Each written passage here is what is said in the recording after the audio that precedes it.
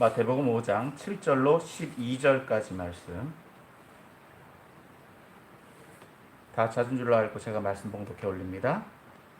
긍휼히 여기는 자는 복이 있나니 그들이 긍휼히 여김을 받을 것이며, 마음이 정결한 자는 복이 있나니 그들이 하나님을 볼 것이며, 화평하게 하는 자는 복이 있나니 그들이 하나님의 아들이라 일컬음을 받을 것이며, 의를 위하여 박해를 받은 자는 복이 있나니 천국이 그들의 것임이라. 나로 말미암아 너희를 욕하고 박해하고 거짓으로 너희를 거슬려 모든 악한 말을 할 때에는 너희에게 복이 있나니 기뻐하고 즐거워하라. 하늘에서 너희의 상이 큼이라. 너희 전에 있던 선지자들도 이같이 박해하였느니라. 아멘. 할렐루야. 아멘. 오늘도 주님 앞에 나오신 여러분들을 주님의 이름으로 축복합니다. 아멘. 예, 무더위가 연일 계속되고 있습니다. 예, 여러분 건강관리 잘 하시길 바라요. 아멘. 예, 건강을 예, 유지하는 것도 믿음의 백성들이 잘 해야 되는 일이에요. 아멘. 예, 건강을 뭐 잘했는데도 잃어버리는 건 할 수 없지만, 예, 관리를 못하는 것도 우리의 책임입니다. 지난주에 오늘도 이제 우리 팔복 이제 두 번째 시간을 함께 나누도록 하겠는데요. 먼저 좀 말씀을 좀 정리를 하면, 오늘 본문의 말씀은 그 당시에 있는 그 당시 예수님 앞에 나와 있던 사람들, 1절 말씀을 보면 예수께서 무리를 보시고 산에 올라가 앉으시니 제자들이 나아온지라 라고 말씀하고 있어요. 그러니까 이 말씀의 1차 대상은 누구냐? 제자들이에요. 그리고 이후에 이제 산상순이 다 맞춰졌을 때는 제자들에게 하시는 말씀을 누구도 들었다? 그 자리에 있었던 무리들도 들었다라고 하는 것입니다. 그렇기 때문에 먼저 이 말씀을 누구에게 적용해야 된다? 제자들에게 적용해야 된다라고 하는 것을 깨달을 수 있습니다. 그러므로 이 말씀을 우리에게 좀 적용을 해본다면, 오늘날 우리에게 있어서 이 말씀은 신앙을 가진 사람들, 믿음의 백성들, 또 무엇보다도 예수님의 제자들과 같이 제자된 성도들에게 주어지는 말씀인 줄 믿으시길 바랍니다. 그러므로 이 말씀을 듣고 있는 사람들은 또 오늘 이 팔복이 계속 이야기하고 있는 것처럼 무엇이 있는 사람들? 복이 있는 사람들. 복이 있는 사람들이다라고 말씀하고 있어요. 그래서 팔복의 전반부는 뭐라고요? 마음가짐. 어떤 마음의 상태를 이야기했습니다. 근데 오늘 두 번째 이 팔복의 내용들은 무엇에 대한 내용이냐? 이제 실천 항목이에요. 어떻게 살아야 되는가? 어떻게 우리가 행해야 되는가? 라고 하는 것들을 이야기해 줍니다. 여기엔 몇 가지 법칙들이 나옵니다. 첫 번째로 행할 때 그 행함은 결과를 수반합니다. 어떻게 보면 인과 응보의 원리와 똑같아요. 무언가를 행했더니 그 결과가 나에게 오더라. 그리고 두 번째는 그것은 이 어떤 마음가짐을 가지고 행한 결과는 무엇으로 돌아온다? 그것과 상응하는 복으로 돌아온다. 즉 행복감, 여기 첫 번째로 우리가 복이라고 하는 개념이 뭐라고요? 어떤 물질적 보상, 어떤 대가가, 나에게 주어지는 대가가 어떤 외적, 외형, 뭔가 보여지는 것보다도 어떤 나에게 들어오는 만족감, 또 하나님과 함께 하나님이 주시는 복, 그런 행복감이라고 말씀을 드렸어요. 그렇기 때문에 여기서 내가 행한 행동에 대한 무엇으로 돌아온다? 보상이 분명히 있다라고 하는 거예요. 그러니까 그렇게 살아야 된다라고 하는 거예요. 그래서 이 모든 것에 대한 한 가지 목표가 있습니다. 그것은 하나님 나라의 백성들이 하나님 나라를 세우기 위해서, 즉 하나님 나라의 백성이라고 한다면 이런 마음가짐을 가져야 하고 또 그렇게 행해야 한다는 것입니다.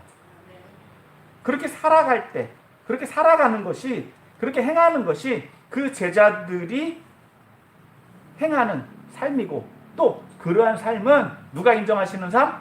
하나님이 인정하시는 삶입니다. 또 그로 말미암아서 무엇이 돌아온다? 분명한 보상이 있다. 그것은 당연한 것이다. 그것이 팔복이다라고 하는 것입니다. 그럼 이제 팔복의 두 번째 복에 대해서 조금 나눠보겠습니다.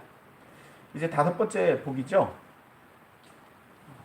7절 말씀에 어떤 복이에요? 자, 같이 읽습니다. 시작. 긍휼히 여기는 자는 복이 있나니 그들이 긍휼히 여김을 받을 것이며. 예수님은 긍휼히 여기는 자는 복이 있다고 말씀하셨습니다. 근데 그 긍휼히 여기는 사람이 뭘 받는다고요? 긍휼히 여김을 받는데요. 이 말씀 무엇이 어떻게 정리가 될 수 있을까요? 뭡니까? 심은 대로 거둔다. 예. 심은 대로 거두는 인과응보의 원리와 같습니다. 또 이 긍휼히 여김이 어디서 나오느냐? 출애굽기 33장 19절에서 보면 이렇게 말씀하고 있어요. 출애굽기 33장 19절. 여호와께서 이르시되 내가 내 모든 선한 것을 내 앞으로 지나가게 하고 여호와의 이름을 내 앞에 선포하리라.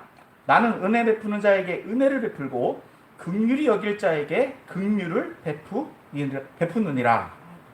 자, 이 말씀은 모세가 이제 하나님을 보여달라, 하나님의 영광을 보기를 원합니다 라고 했을 때 하나님께서 자신을 소개하면서 하신 말씀이에요. 그러니까 하나님은 어떤 하나님? 은혜 베푸는 하나님. 또 하나님은 어떤 하나님? 긍휼의 하나님. 자, 그럼 긍휼이라고 하는 말은 어떤 의미라고요? 어떤 의미일까요? 남을 불쌍히 여기는 마음이에요. 긍휼히 여기는 그 불쌍히 여기는 마음. 즉, 이 긍휼이 누구의 속성이다? 하나님의 속성인 거예요. 하나님의 속성을 이제 예수님은 누구에게로 누가 행해야 되는 말씀이라고 말씀하고 있는 겁니까? 제자들이. 하나님의 속성을 제자들에게 부여해주고 계시다.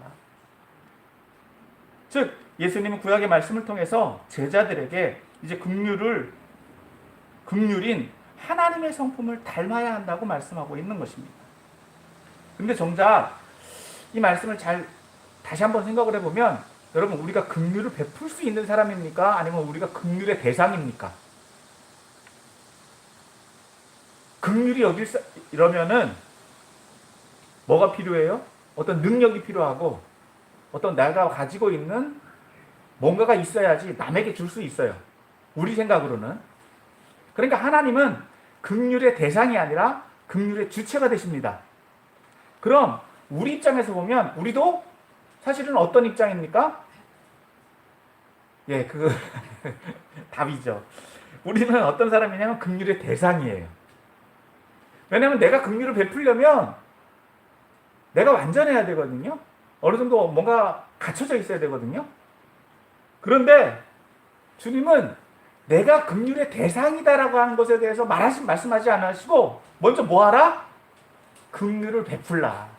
긍휼의 대상, 긍휼의 주체가 되라고 말씀하고 계세요. 근데 우리는 제일 먼저 뭘 생각한다고요? 주는 걸 생각해요? 받는 걸 생각해요?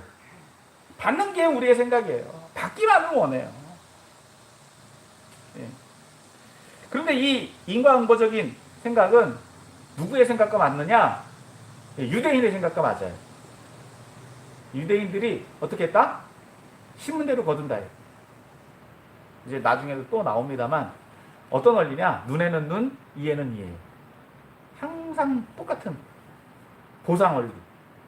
그러니까 내가 긍휼을 베풀어야지 나에게 무엇이 돌아온다?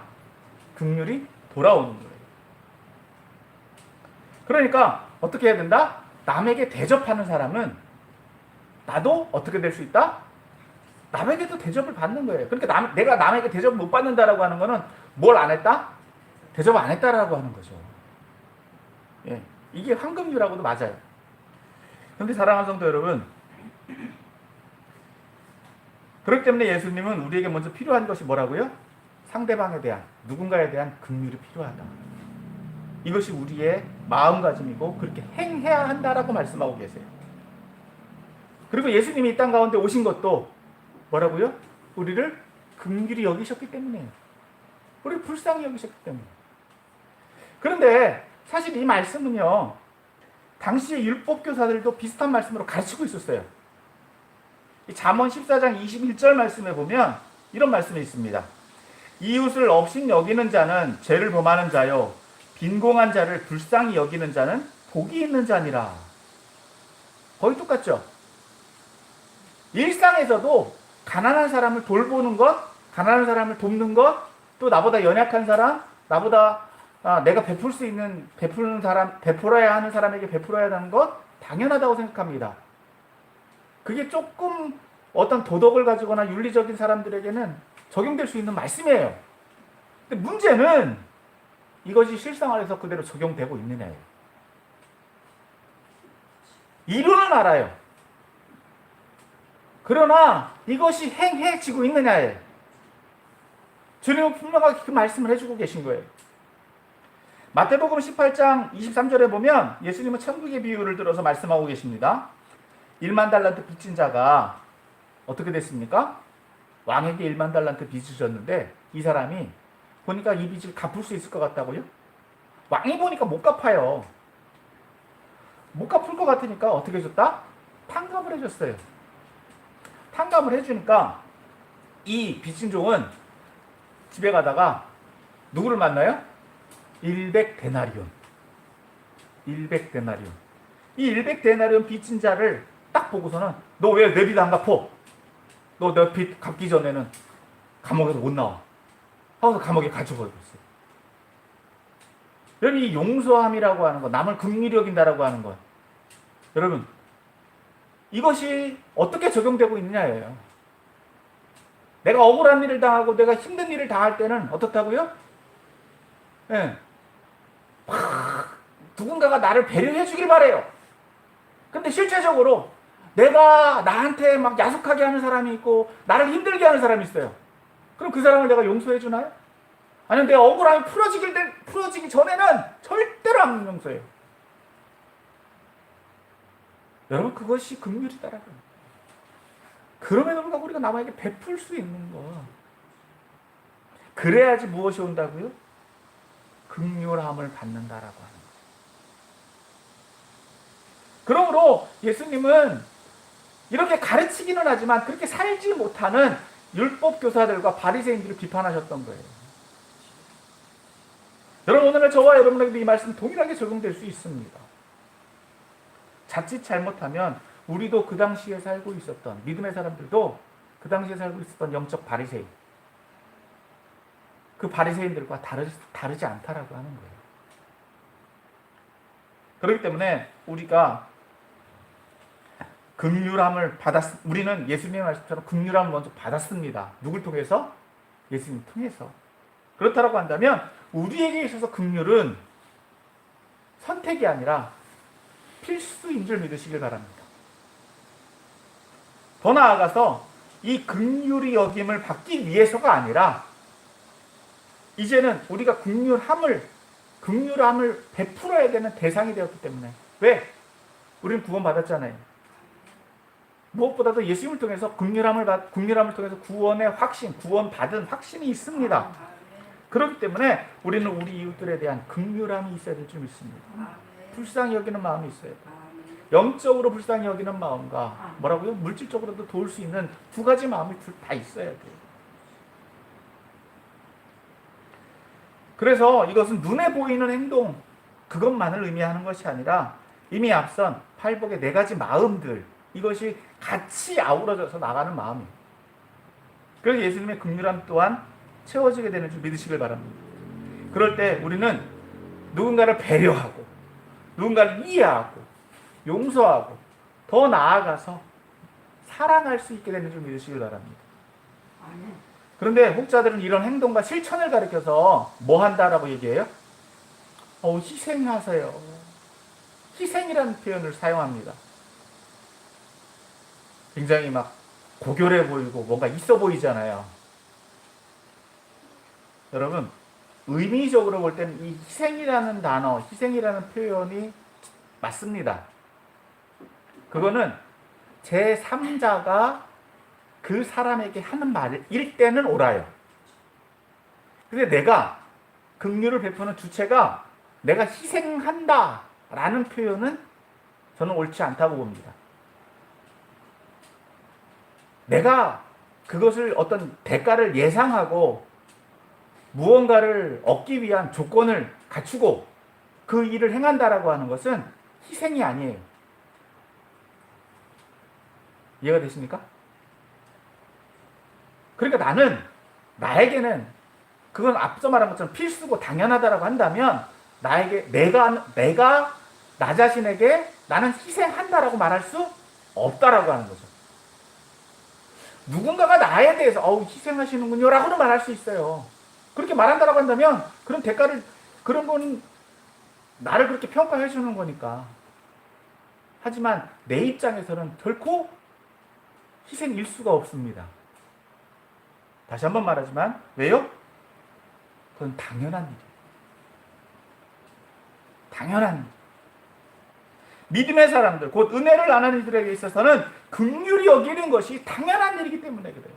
당연히 그렇게 살아야 돼요.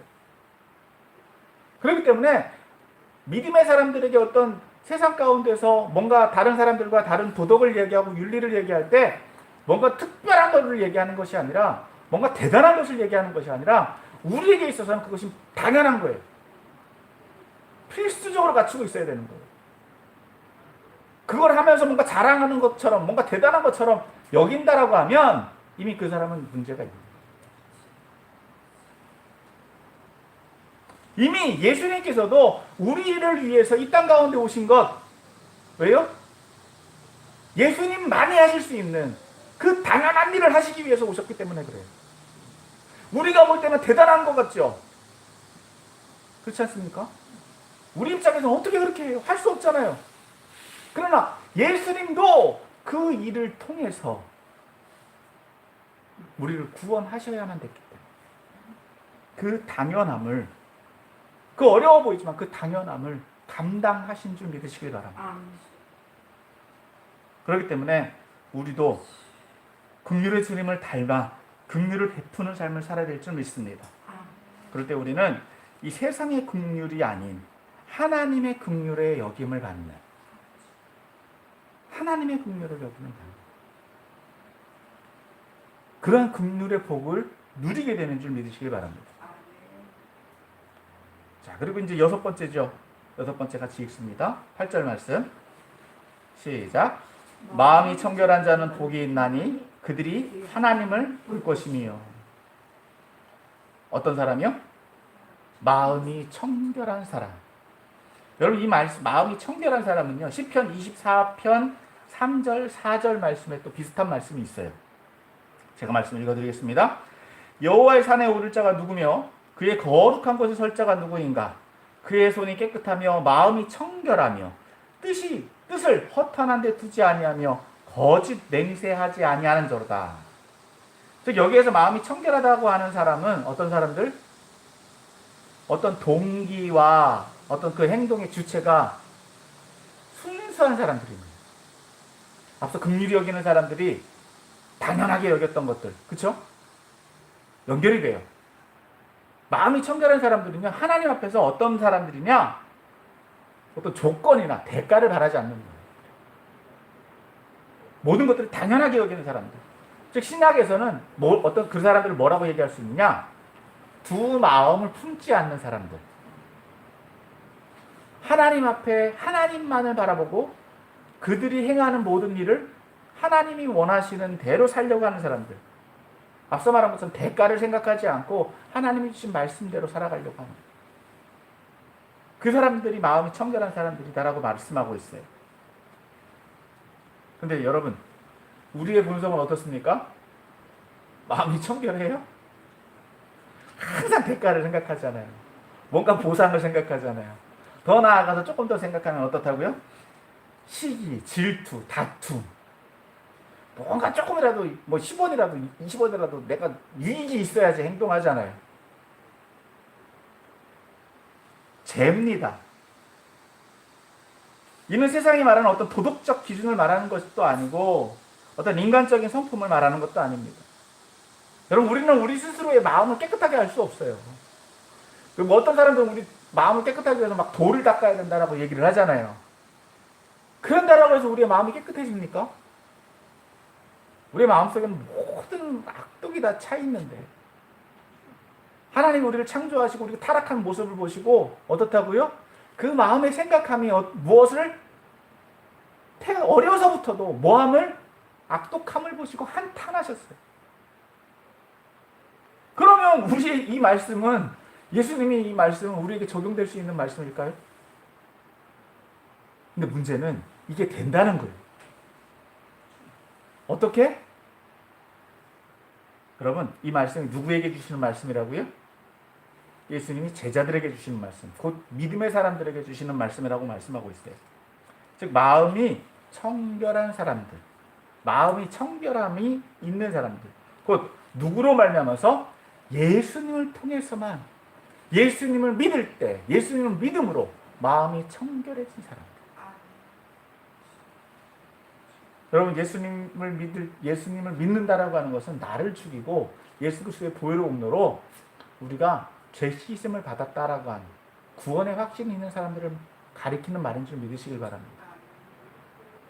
물론 그 당시에는 구약시대, 구약의 율법을 준수하고 하나님 뜻을 따라가려고 하는 사람들을 마음이 청결한 사람이라고 봤어요. 이 말씀을 오늘 저와 여러분들에게 적용한다면 뭐라고요? 예수님을 그리스도로 영접한 사람들. 나의 공로로는 깨끗해질 수 없지만 누구의 공로로? 예수 그리스도로 말미암아서 깨끗함을 받은 사람들. 그 사람들은 뭐가 있다고요? 복이 있어요. 그러므로 오늘날 우리가 마음이 청결해지기 위해서는 누구를 만나야 될까요? 예수님을 만나야 될 줄 믿습니다. 그러면 예수님 믿는 사람만 마음이 청결해지느냐? 맞아요. 그렇다고 한다면 누구? 아직도 예수님을 못 부르는 사람들, 아직도 예수님을 믿지 못하는 사람들에게도 이 마음이 청결해질 수 있는 기회는 열려있는 줄 믿으시길 바랍니다. 그렇기 때문에 그들에게도 예수 그리스도의 복음을 증거해야 되는 거예요. 이 복을 누리기 위해서, 복을 나눠주기 위해서는. 자, 그럼 예수님을 그리스도로 믿고 믿음으로 받아들이고 우리의 죄를 자복하고 회개하고 그분을 구주 왕으로 섬기면 이제 우리는 하나님을 아바 아버지로 부르는 하나님의 백성을 믿는 하나님의 백성이 되는 줄 믿으시길 바랍니다. 더 나아가 우리가 예수 그리스도의 보혈의 공로로 자복하고 회개하면 우리 죄 또한 사함을 받는다라고 우리는 믿고 있습니다. 그러므로 우리의 마음은 청결하게 됩니다. 그리고 무엇보다도 우리가 그냥 믿는 것에 그치지 아니하고 예수님을 인격적으로 만나게 될 때, 우리의 마음 가운데는요, 하나님에 대한, 예수 그리스도에 대한 믿음이, 또 굳건한 믿음의 구원의 확신이 마음 가운데 차게 돼요. 이 자리에서는 그 당시에 예수님의 제자들은 예수님을 만났기 때문에 예수님을 믿었습니다. 그렇다고 한다면 오늘날에는 예수님을 온전히 믿는 믿음뿐만 아니라 예수님과의 교제, 예수님과의 만남, 영적인 만남, 그런 만남도 필요하다라고 하는 거예요. 그게 안 되면 우리의 신앙은요, 그냥 종교적인 행위에 불과할 수밖에 없어요. 믿어지는 것, 믿는 것과 믿어지는 것은 좀 차이가 있습니다. 물론 나중에 이제 좀 더 설명을 드리겠지만, 조금 더 오늘 본문으로 다시 돌아와서 좀 얘기를 하면, 다시 한번 정리를 하면, 마음의 청결함은 곧 예수님을 그리스도로 믿는 믿음을 전제로 하는 줄 믿으시길 바랍니다. 그러므로 아직도 예수님을 모르는 분이 계시고 믿지 않는 분들이 계신다고 한다면 예수님을 그리스도로 영접하실 수 있으시길 바랍니다. 그렇게 될 때에 우리는 예수 그리스도의 보혈의 공로로 정결함을 입게 됩니다. 자, 그럼 하나님을 본다는 의미, 하나님을 우리는 어떻게 볼 수 있을까요? 하나님 볼 수 있을까요? 앞서도 모세도 하나님의 영광을 볼 수 있게 해주십시오라고 말씀했잖아요. 근데 하나님 볼 수 있다 없다? 하나님 볼 수 없다라고 말씀하셨어요. 그러면 우리가 하나님을 볼 수 없다라고 한다면 이 말씀은 어떻게 적용할까요? 왜냐하면 육신을 입고는 하나님을 볼 자가 아무도 없다고 했어요.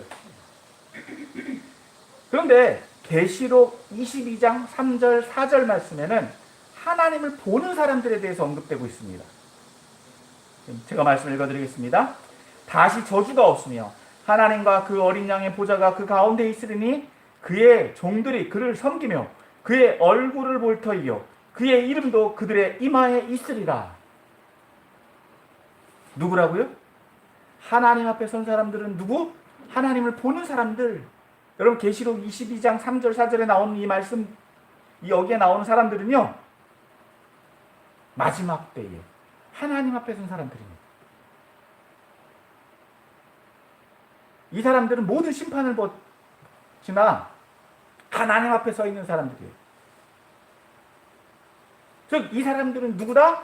예수님의 말씀에 의하면 마음이 청결한 사람들. 하나님을 볼 사람들은 하나님 마음이 청결한 사람들이라고 하는 거예요. 즉 두 마음을 품지 않고 신실하게 하나님을 섬기는 믿음으로 모든 환난과 고난과 핍박을 감당하고 하나님 앞에 서는 사람들. 여러분 이 말씀을 조금 더 우리에게 적용해 보면은요, 이거는 미래적인 이야기이기도 합니다. 그러나 이 말씀은 오늘 우리가 마음의 청결한 상태를 가지고 있으면 지금 우리는 하나님 앞에 서 있는 거예요. 시간과 공간을 떠나서 우리는 하나님 앞에 서 있는 거예요. 그럼 우리는 하나님의 백성으로서 살아가게 될 때에 우리는 이미 하나님 앞에 서 있는 거예요. 그러므로 이러한 마음이 청결한 사람이 하나님을 보는 복을 저와 여러분들이 누려야 될 줄 믿습니다. 아멘. 그런 믿음의 성도들이 다 되시기를 주의 이름으로 축원합니다. 아멘. 자, 이제 7번째 복. 어떤 사람이요? 화평하게 하는 자입니다. 9절 말씀 읽습니다. 시작. 화평하게 하는 자는 복이 있나니 그들이 하나님의 아들이라 일컬음을 받을 것이며. 여기서 어떤 사람? 화평하게 하는 사람. 여기서 화평이라고 하는 말은요, 구약에서는 이 평화 혹은 샬롬 들어보셨죠? 이 샬롬이라고 하는 말입니다. 이스라엘 백성들이 가나안을 점령할 때 하나님은 그 땅의 사람들에 대해서 그냥 막 들어가고 쳐들어가서 뭐 빼앗고 죽이라고 말씀하고 있지 않아요. 신명기 20장 10절 말씀에 보면 먼저 이렇게 말하라고 말씀하고 계세요. 내가 어떤 성읍으로 나아가서 치료할 때에는 그 성읍에 먼저 화평을 선언하라. 뭐를 선언하라? 화평을 선언하라. 샬롬. 이게 뭐냐면요, 사실은 항복 선고랑 마찬가지예요. 우린 너희랑 싸우려고 하는 게 아니라 너희들이 항복하고 나와. 왜? 이미 그 땅은 누구 땅? 내 땅. 하나님이 주신 땅이야. 그러니까 너희들이 싸우면 서로 피곤하니까 어떻게 하라? 항복하고 나와라 라고 하는 거예요. 하나님은 모든 것을 폭력으로 해결하려고 하시는 분이 아니다라고 하는 것입니다. 조금 우리의 입장에서는 이해하기가 조금 애매하기는 해요. 하지만 여러분, 하나님은 먼저 뭘 선포하시는 분이다? 평화를 선포하는 분인 줄 믿으시길 바랍니다. 그리고 그에 따라서 하나님의 그에 따른 후속 조치들이 있어요. 오늘날 예수님도 화평하게 하는 자, 요걸 조금 더 설명을 하면 평화를 위해 일하는 사람들, 그 사람들이 어떤 사람들로 불려진다고요? 하나님의 아들이 될 것이다. 하나님의 아들이라 불려지게 될 것이다 라고 말씀하고 있습니다. 당시 이스라엘 상황은요, 지난주에도 잠깐 말씀드린 것처럼 폭력과 억압이 뒤엉킨 상태입니다. 로마의 압제하에 있었고, 또 이스라엘 백성들은 이에 대응해서 막 독립운동을 하려고 하는 그런 상황이었죠. 그러다 보니까 그 가운데 열심당원들은 폭력으로 모든 걸 해결하려고 그랬어요. 그래서 하나님의 나라를 회복하려고 하는 것들이 그들의 계획입니다. 하나님의 나라를 어떤 정치적으로 독립을 이루고 어떤 그들이 누릴 수 있는 자유를 누리는 것이 옳다라고 생각을 하고, 그로 말미암아서 자신들이 누구다? 아, 하나님의 나라를 이룬 하나님의 아들들이다 라고 불려지길 원했어요. 그런데 예수님의 말씀은 뭐라고요? 이런 인간적인 노력으로 이루어지는 것이 아니다. 뭘 이루려고 하라? 평화를 이루려고 하라. 평화를 이루는 사람이 누구다? 하나님의 아들들이다. 여러분 예수님도 이 땅 가운데 평화를 이루러 오신 분인 줄 믿으시길 바랍니다. 우리는 누구와 문제가 있습니까? 사람과 사람 사이에도 문제가 있지만 먼저는 누구와? 하나님과 우리와 문제가 있었어요. 예수님이 이 땅 가운데 오신 이유는 하나님과 우리 사이의 불화, 이 불화를, 죄로 인한 불화를 해결해야만 했던 거예요. 예수님이 이 죄의 문제를 해결해 주셨어요. 그래서 하나님과 우리 사이에 뭘 이루셨습니까? 화평을 이루셨어요. 바울은 이것을 가리켜서 이렇게 이야기합니다. 로마서 5장 1절 말씀에 그러므로 우리가 믿음으로 의롭다 하심을 받았으니 우리 주 예수 그리스도로 말미암아 하나님과 화평을 누리자. 예수 그리스도로 말미암아서 우리가 하나님과 뭘 이뤘다고요? 화평을 이뤘어요. 그러므로 예수님이 누구세요? 하나님의 아들이에요. 그러므로 이 화평을 이루신 누구를 닮아야 된다? 예수님을 닮아야 됩니다. 그러면 우리가 뭐가 된다고요? 하나님의 아들 예수님과 같은 복. 즉 예수님과 같은 중보자, 중재자의 역할이 우리에게 필요한 줄 믿습니다. 영어로 말하면 이런 사람들을 뭐라고 말하느냐? 피스메이커라고 그러죠. 사람과 사이의 중재자, 또 사람들을 대중적으로 기쁘게 하는 사람들, 평화를 일으키게 하는 사람들. 이런 역할들이 우리에게 필요해요. 가족 간에도 항상 중재자가 필요하죠.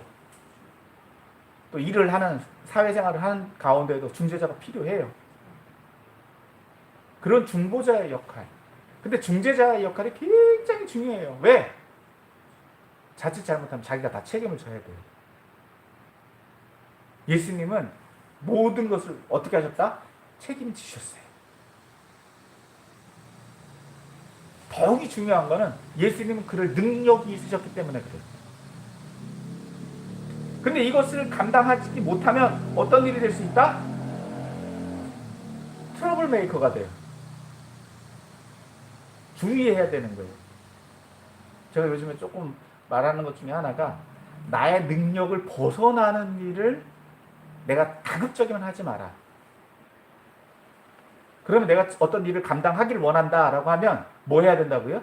내게 능력이 있어야 돼요. 내가 능력이 안 되는데 막 들어가고 뭘 하려고 그러잖아요. 그건 좀 속된 말로 뭐가 넘친다? 오지랖이 넘치는 거예요.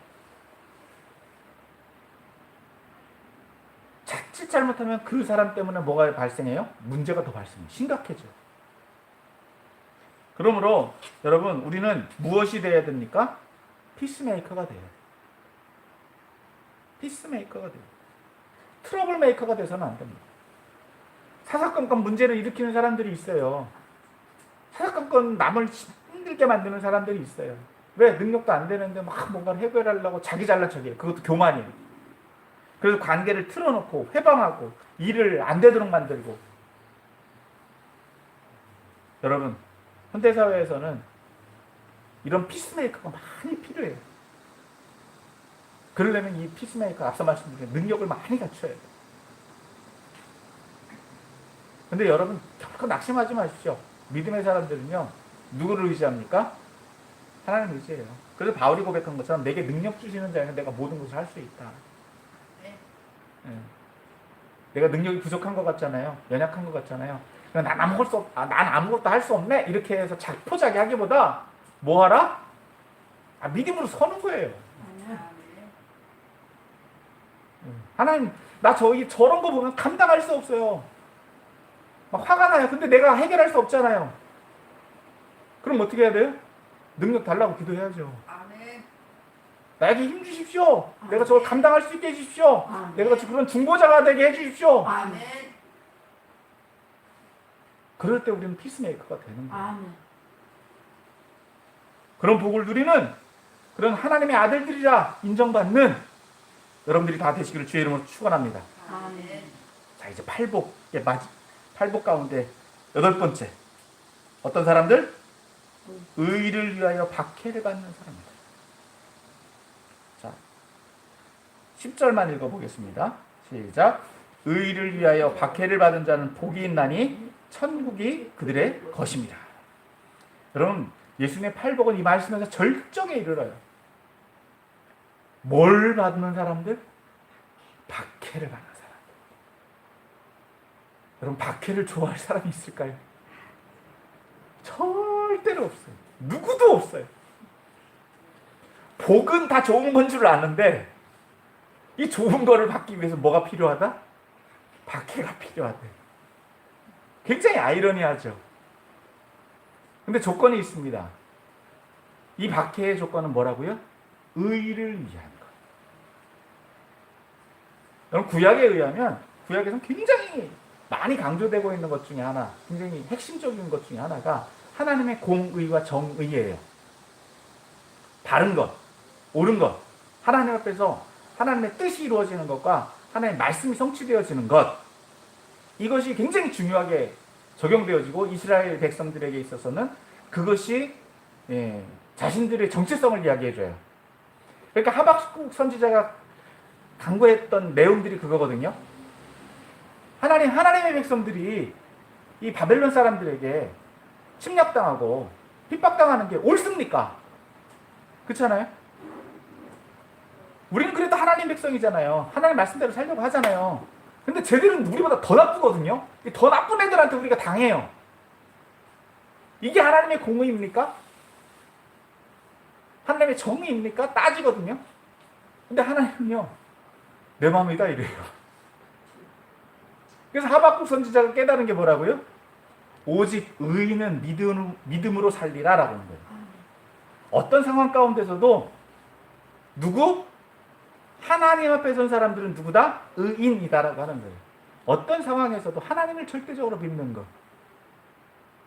똑같이 이 말씀을 그대로 적용해 보면 그 당시에 로마 사람들에게 압제당하고 있는 이스라엘 백성들, 여러분 굉장히 어려운 상황이거든요. 핍박당하고 곤란을 겪고 있었어요. 즉 하나님의 백성들이 의롭게 하나님의 나라를 회복되기를 소망하고 있었어요. 그런데 지금 그 어려움 가운데에도 하나님의 말씀을 지키는 것이 옳으냐라고 하는 궁금증이 계속 있었다는 거예요. 근데 예수님은 그 말씀에 대해서 그 말씀을 이제는 그걸 누구에게 적용시키냐? 자신에게 적용시켜요. 11절 12절 말씀 보겠습니다. 같이 읽습니다. 시작. 나로 말미암아 너희를 욕하고 박해하고 거짓으로 너희를 거슬러 모든 악한 말을 할 때에는 너희에게 복이 있나니 기뻐하고 즐거워하라. 하늘에서 너희의 상이 큼이라. 너희 전에 있던 선지자들도 이같이 박해하였느니라. 누구와 같이 기뻐하라고요? 아니 누구도 이렇게 이런 일을 당했다고요? 구약의 선지자들도 똑같이 박해를 당했다는 거예요. 무슨 말씀이냐면 이 구약의 선지자들, 즉 하나님의 말씀을 온전히 전했던 사람들도요 어려움을 당했어요. 구약의 유다 왕 아사 왕 때 선지자 하나니가 하나님의 말씀을 잘 전했습니다. 그러니까 아사 왕이 어떻게 했냐? 옥에 가둬버렸어요. 아합 왕 때는 이 미가야 선지자를 무시해버렸어요. 그래서 자기가 돌아올 때까지 옥에 가뒀더라. 그리고 유다의 멸망을 예언했던 예레미야는 어떻습니까? 하나님의 말씀 온전히 증거했잖아요. 그런데 결국은 어떻게 됐다고요? 듣기는 듣는데 이 시드기야 왕이 예레미야를 갖다 감옥에 가둬버려요. 옥에 가둬버려요. 구약시대에도 하나님의 말씀을 온전히 전하는 선지자들이 이렇게 핍박당하고 어려움 당했습니다. 무시당했습니다. 동일하게 예수님의 제자들도 뭘 당할 수 있다고요? 어려움 당할 수 있다라고 하는 거예요. 의롭게 살아도 박해를 받을 수 있다는 거예요. 어려움 당할 수 있다는 거예요. 그런데 그 이유가 뭐 때문이라고요? 너희가 잘못돼서다? 아니요. 바르게 사는 것 때문에 박해를 받는다는 거예요. 왜? 세상과 다르기 때문에. 세상과 다르기 때문에. 그렇기 때문에 그 가운데 그런 박해를 겪게 되면 우리의 입장에서는 누구를 생각하라? 구약의 선지자들도 그렇게 당했어. 그러니까 나도 누구와 같은 대우를 받는 거다? 구약의 선지자와 같은 대우를 받아. 그러니까 우리는 무엇을 느낄 수 있다고요? 기쁨을 느낄 수 있어야 된다라고 주님은 말씀하고 있는 거예요. 세 가지가 다 적용되는 거죠. 이거는 하나님의 백성들만이 누릴 수 있는 복입니다. 특히 누구? 오늘날 그 당시에 누구? 예수님의 제자들은 예수님 때문에 핍박 받을 거예요. 또 핍박 당했어요. 오늘날 저와 여러분들은 또 어떻다고요?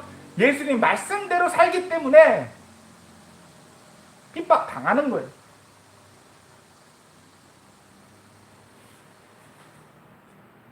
여러분, 여기서 우리가 유념해야 될 것은 우리가 핍박당하는 이유가 세상의 어떤 윤리, 도덕, 그런 기준에 못 미쳐갖고 핍박당해서는 안 된다는 거예요. 아, 세상 사람들이 나를 싫어해, 나를 막 힘들게, 그래서 막 좋아한다?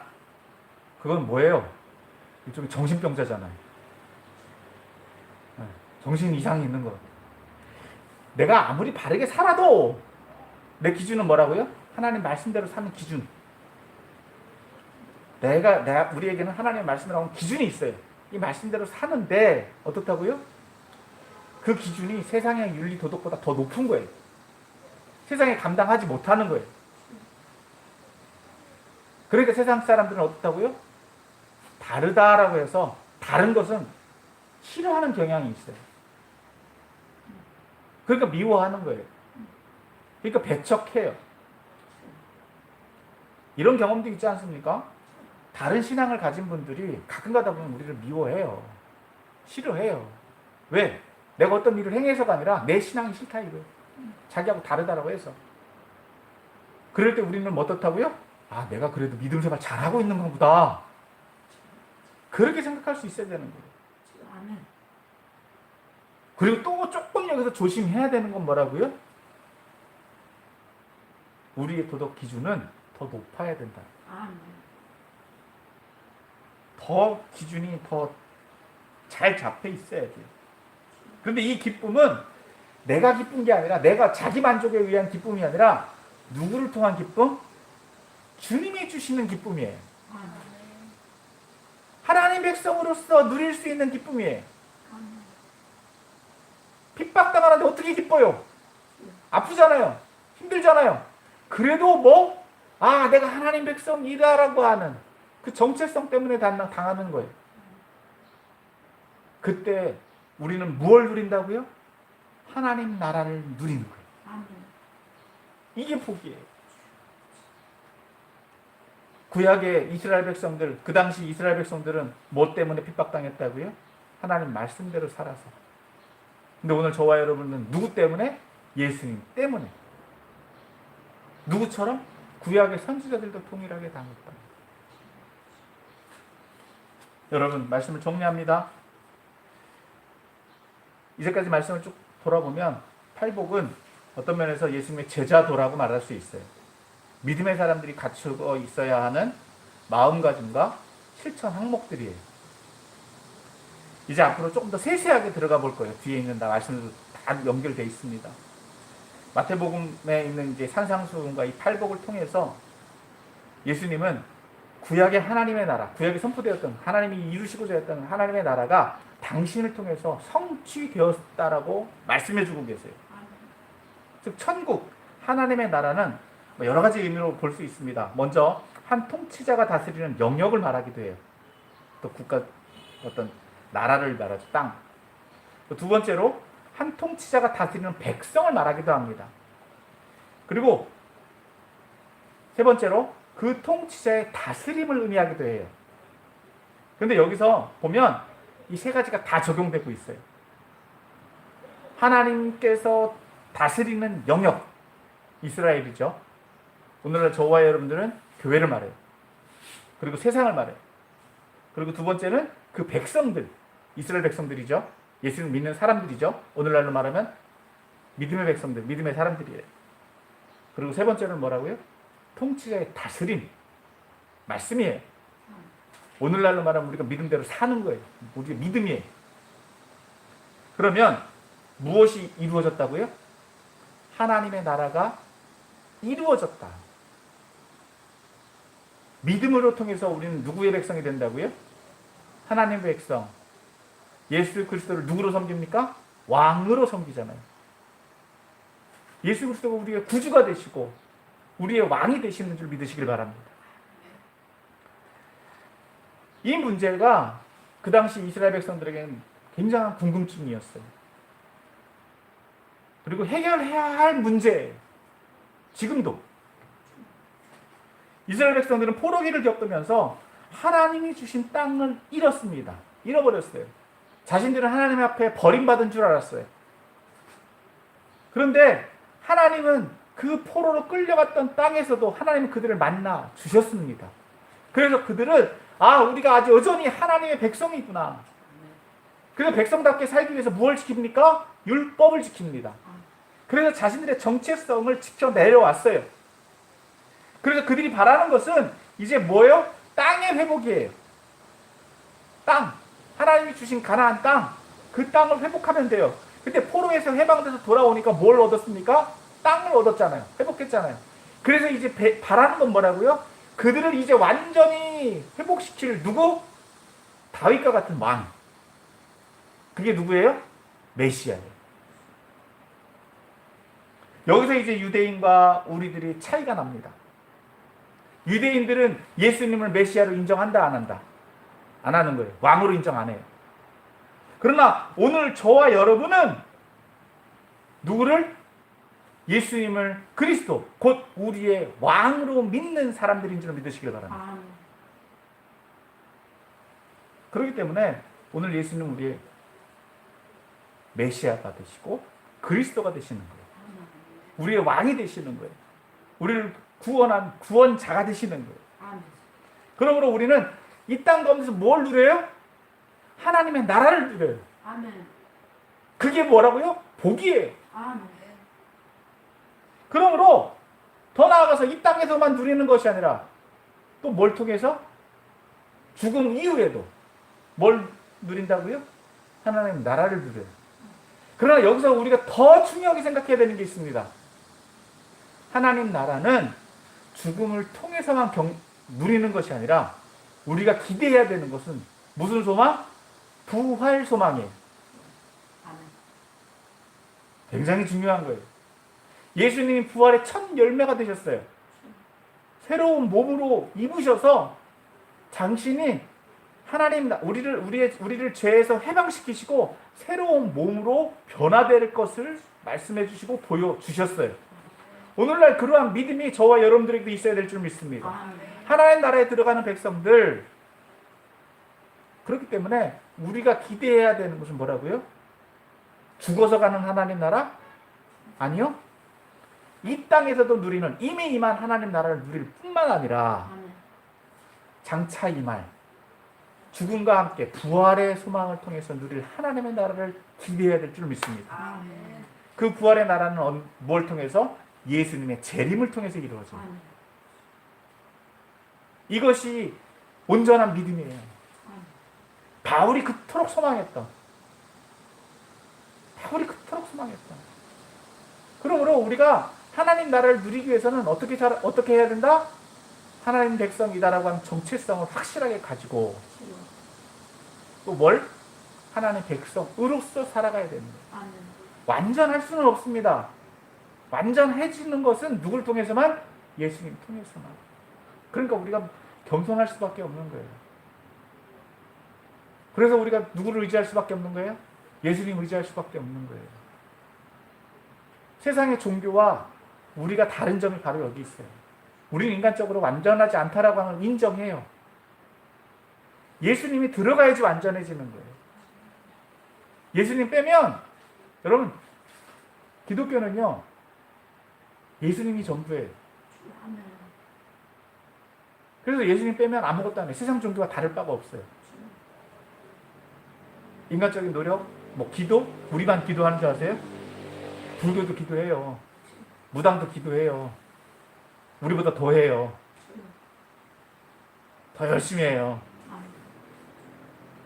뭐 우리만 잘하는 것 같고 뭐 40일 새벽 기도하는 것 같고 막 저녁 막 금식하는 것 같고 유대인들도 금식하거든요. 뭐 우리만 뭐 잘하는 것처럼 우리는 그에 비하면 세 발의 피예요. 그런데 우리가 그래도 인정받는 건 뭐 때문에? 예수님 때문이에요. 예. 천국 문의 열쇠, 천국에 들어가는 길을 알잖아요. 길을 아느냐 모르냐 큰 차이예요. 그렇다고 우리가 자랑할 거냐? 자랑할 수 없어요. 왜? 내 공로로 얻은 게 아니잖아요. 선물로 주어진 거잖아요. 공짜로 주어진 거잖아요. 우리가 할 수 있는 거는 누리는 것과 나누는 거예요. 베푸는 거예요. 이 천국 복음을 증거하는 거예요. 그런 것을 살 때 우리는 이 땅 가운데서 뭘 누린다? 하나님의 나라를 누리고 장차 이말 하나님의 나라를 기대하는 삶을 살아가므로 우리가 우리에게 주어진 삶을 최선을 다해 살아가고, 앞서 말한 것처럼 내가 부족하다, 능력이 없다, 감당할 힘이 없다 할 때 뭘 하라? 내게 능력 달라. 성장해 나가는 거예요. 그런 것들을 감당해 나가는 저와 여러분들이 다 되시기를 주의 이름으로 축원합니다. 아멘.